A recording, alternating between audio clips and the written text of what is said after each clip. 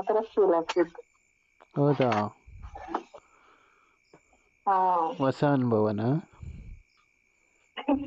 ಹಾ ಹೊಸ ಫೀಲ್ ಬಂತಾ? ಹೌದು. ಹೊಸ ಥರ ಅಂದರೆ ಟ್ರೈ ಟ್ರೈ ಇತ್ತಾ? ಆ ಥರ ಅಲ್ಲ, ಹ್ಞೂ ಜಸ್ಟ್ ತುಂಬಾ ದಿನಗಳೇ ಆಗೈತಲ್ಲ, ಹ್ಞೂ ಸೊ ಆ ಸಿಚುಯೇಷನ್ ಫೇಸ್ ಮಾಡಿ ತುಂಬಾ ದಿನ ಆಗಿರೋದ್ರಿಂದ. ಹ್ಞೂ ಹ್ಮ್ ನನಗೊಂದು ಡ್ರೀಮ್ ಇದೆ. ಏನ್ರಿ ಇದು? ಆ ರೂಮಲ್ಲಿ ನಾನು ಇಬ್ಬರೇ ಇರಬೇಕು, ಹ್ಮ್ ಜೋರಾಗಿ ಮಳೆ ಬರ್ತಾ ಇರಬೇಕು. ಹ್ಮ್ ಆ ಟೈಮಲ್ಲಿ ನೀನು ಹ್ಞೂ ಅಂತ ಅನ್ಬೇಕು. ಹ್ಮ್ ಜೋರು ಮಳೆ, ಜೋರು ಅಂದರೆ ಜೋರು. ಹ್ಮ್ ಆ ಮಳೆ ಸೌಂಡಲ್ಲಿ ಹ್ಮ್ ಇದೇ ಥರ ಹ್ಮ್ ರೊಮ್ಯಾನ್ಸ್ ಮಾಡಬೇಕು. ಹ್ಮ್ ಹೆಂಗಿರುತ್ತೆ? ಗೊತ್ತಿಲ್ಲ. ಚೆನ್ನಾಗಿರುತ್ತೆ ಅನಿಸುತ್ತೆ, ಚೆನ್ನಾಗಿರಲ್ಲ ಅನಿಸುತ್ತೆ? ಗೊತ್ತಿಲ್ಲ. ಓಕೆ, ನನ್ನ ಆಸೆಗೆ ನೀನು ಅಕ್ಸೆಪ್ಟೆನ್ಸ್ ಮಾಡ್ತೀಯಾ ಮಾಡಲ್ಲ? ಗೊತ್ತಿಲ್ಲ. ಯಾಕೆ? ಗೊತ್ತಿಲ್ಲ. ಯಾಕೆ? ಸುಮ್ಮನೆ.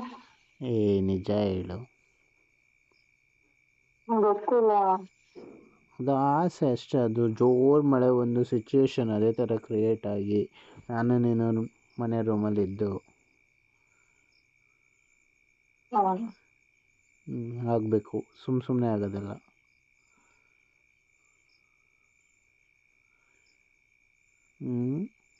ನಮ್ಮ ಆಸೆ ದೇವ್ರಿಗೆ ಕೇಳಿಸಿ ದೇವ್ರ ಪರ್ಮಿಷನ್ ಕೊಟ್ಟು ಆ ಥರ ಕ್ರಿಯೇಟ್ ಮಾಡಬೇಕಲ್ಲ.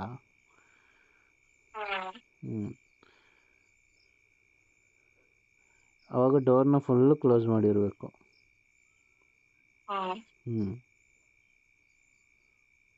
ಜೋರು ಮಳೆ ಬರ್ತಿರುತ್ತಲ್ಲ,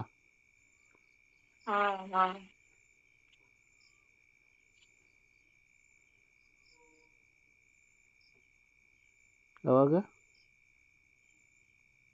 ನೋಡೋಣ ಅಂತ ಟೈಮ್ ಸಿಕ್ಸ್ಕೊಂಡಾಗ. ನೋಡೋದು ಏನಿದೆ, ಅದಕ್ಕೆಲ್ಲ ಪರ್ಮಿಷನ್ ಕೇಳಬೇಕಾ? ನೀನು ಯಾರು?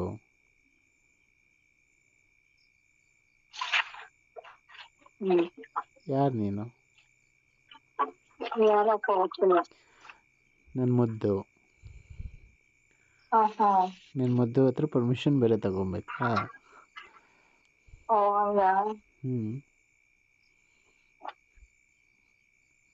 ತಗೊಳ್ಳೇಬೇಕು ಅಂದರೆ ತಗೊತೀನಿ, ಅದಕ್ಕೇನಿಲ್ಲ.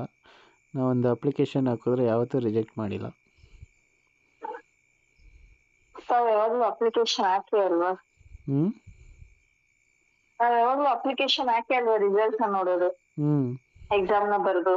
ಹೌದು. ಅದೇ ಅಪ್ಲಿಕೇಶನ್ ಹಾಕ್ದಾಗ್ಲೇ ನಮ್ಗಿನ್ನ ಖುಷಿ ಆಗೋದು. ಅಪ್ಲಿಕೇಶನ್ ಹಾಕ್ದಲೇನೆ ಎಲ್ಲ ಮಾಡ್ಬಿಟ್ರೆ ಅದಕ್ಕೆ ಅಂತಾನೆ ಇದೆಯೇನೋ ಜೊತೆಲಿ ಅಂತ ಅನ್ಸ್ಬಿಡುತ್ತೆ. ಹೌದಾ? ಅದಕ್ಕೆ ನಾವು ಯಾವಾಗಲೂ ಅಪ್ಲಿಕೇಶನ್ ಹಾಕಿ ಎಕ್ಸಾಮ್ ಬರೆದು ರಿಸಲ್ಟಲ್ಲಿ ಪಾಸ್ ಆದಮೇಲೆ ವೈವಾದಲ್ಲಿ ಆನ್ಸರ್ ಸಿಕ್ಕಿದ್ಮೇಲೆ ಓಕೆ ಫೈನ್ ಅಂತ ಟ್ರೈ ಮಾಡೋದು. ನನಗೂ ಗೊತ್ತಿದೆ. ಏನು ಗೊತ್ತಿದೆ ಹೇಳು? ಮುಂಚೆಯಿಂದ ನೀನ್ ಮಾಡ್ಕೊಂಡ್ಬಂದಿರೋ ಅಭ್ಯಾಸ ಅಲ್ಲ, ನಿನಗೆ ಏನೋ ಯೋಚನೆ ಇರುತ್ತೆ, ಏನೋ ಟೆನ್ಷನ್ ಇರುತ್ತೆ, ಏನೋ ಥಿಂಕ್ ಮಾಡ್ತಿರ್ತೀಯ. ಆ ಟೈಮಲ್ಲಿ ನಾನು ನನ್ನ ಮೈಂಡ್ಸೆಟ್ನ ಚೇಂಜ್ ಮಾಡ್ಕೊಂಡು ಬಂದು ನಾನು ನನ್ನ ಮೈಂಡ್ಸೆಟ್ ಥರ ರಿಯಾಕ್ಟ್ ಮಾಡಿದ್ರೆ ಆವಾಗ ನಿನಗೆ ಒಂಥರ ಏನಂತಾರೆ, ಹುಚ್ಚಿಡ್ದಂಗೆ ಆಗುತ್ತೆ. ಅದ್ರ ಬದಲು ನಿನ್ನ ಮೈಂಡ್ಸೆಟ್ ನೋಡಿಕೊಂಡು ಬೇಬಿ ಮುಂದುವರಿಬೋದಾ ಅಂತ ಒಂದು ಮಾತು ಕೇಳಿಕೊಂಡು ಮೌನದಿಂದ ಉತ್ತರ ಕೊಟ್ಟಾಗ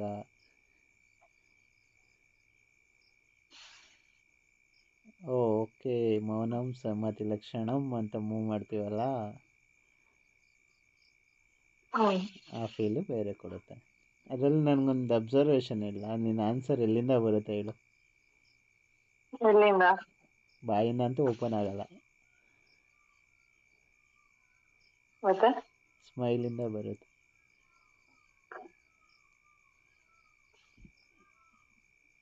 ಎಷ್ಟು ವರ್ಷ ನೀನು ಯಾವತ್ತೂ ನನ್ನ ಅಪ್ಲಿಕೇಶನ್ಗೆ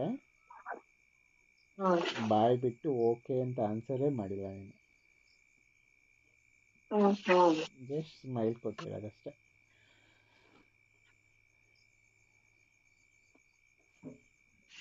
ಆ ಸ್ಮೈಲೇ ನನಗೆ ಆನ್ಸರ್. ಓಕೆ ಅಥವಾ ನಿಮ್ಮ ಮುಖದಲ್ಲಿ ಒಂಥರ ಕೋಪ ಈ ಥರದ್ದು ಬಂತು ರಿಯಾಕ್ಟ್ ಅಂದರೆ ಓ ಡೇಂಜರ್ ಝೋನ್.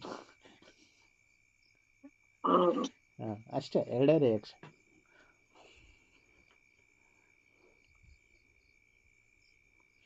ಆದರೂ ಮೊನ್ನೆ ಆಯ್ತಲ್ಲ ಆ ಸಿಚುವೇಶನಲ್ಲಿ ಇಬ್ಬರು ಏಕಾಂತವಾಗಿರ್ಬೇಕಿತ್ತು ಅಂತ ಅನಿಸ್ತು. ಚೆನ್ನಾಗಿರೋದಲ್ವ ಅವಾಗ?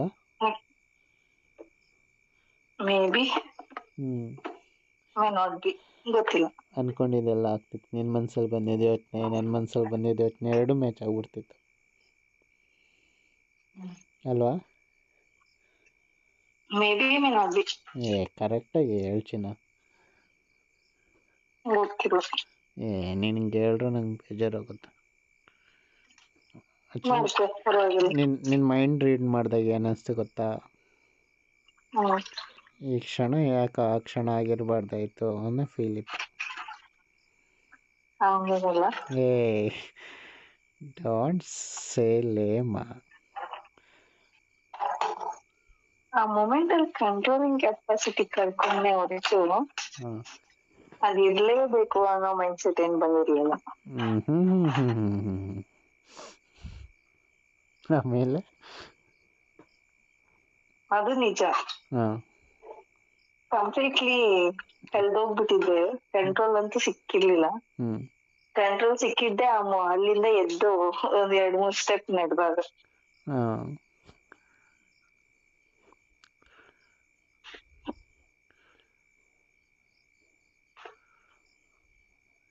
Love you.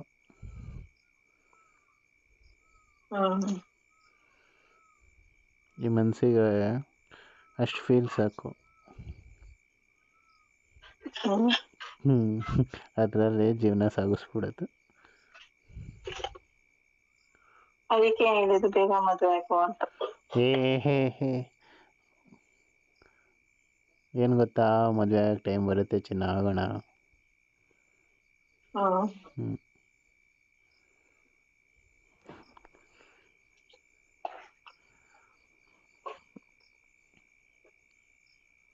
ಮತ್ತೆ ನಿನಗ್ ಬೇಕು ಅನ್ಸ್ತಿತ್ತ? Maybe may not be. ನಂತರ ಆನ್ಸರ್ ಕೊಡೋದು ಸ್ಟಾಪ್ ಮಾಡಿ. ಏನಕ್ಕಿಂತ ಕೇಳು, ತುಂಬಾ ಲಾಂಗ್ ಗ್ಯಾಪ್ ಆಗಿತ್ತಲ್ಲ. ಟಚ್ ಆ್ಯಂಡ್ ಫೀಲಲ್ಲಿ ಅದು ಬೇಕು ಅಂತ ಹೇಳ್ತಿತ್ತು. ಇನ್ನೊಂದು ಪರಿಸ್ಥಿತಿ ಬೇರೆ ಥರ ಇತ್ತಲ್ಲ, ಅದಕ್ಕೆ ಮನಸ್ಸು ಬೇಡ ಅಂತ ಹೇಳಿ ಸುಮ್ಮನೆ ಮಾಡ್ತಿತ್ತು. ಅದಕ್ಕೆ ಮೇಬಿ ಮೇ ನಾಟ್ ಬಿ. ಪರಿಸ್ಥಿತಿ ಬೇರೆ ಥರ ಇದ್ದಿದ್ರೆ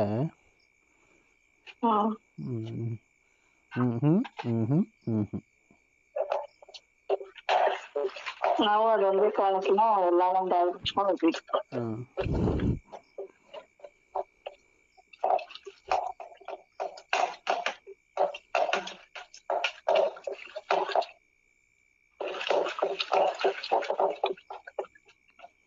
ಏನ್ ಮಾಡ್ತಾ ಇದೀಯ?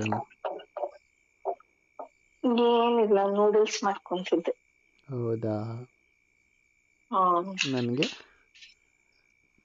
ನಿನಗೆ ಯಾಕೆ ನೂಡಲ್ಸ್? ತಿಂದು ಸ್ಟ್ರಾಂಗ್ ಆಗ್ಬೇಕಲ್ಲ. ಏನ್ ಎಲ್ಲಾನು. ಆಮೇಲೆ ಆಮೇಲೆ ಹೇಳು. ಹೇಳ್ಬೇಕಪ್ಪ ನೀನು. ನ್ಯೂಡಲ್ಸ್ ತಿಂದು ಹ್ಮ್ ನ್ಯೂಡಲ್ಸ್ ಥರ ಲಾಂಗ್ ಆಗಿರೋಣ ಅಂತ.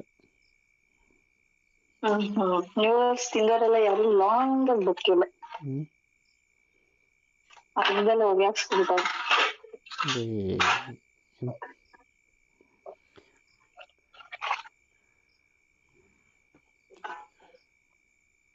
You believe me or not, still that part is same condition on ಅವಾಗಿಂದ ಆ ಫೀಲು ಆ ಇದರಲ್ಲೇ ಇದೆ.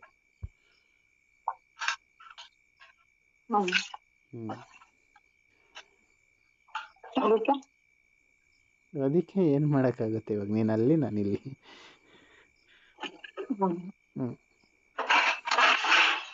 ವಿಡಿಯೋ ಕಾಲ್ ಬಾ.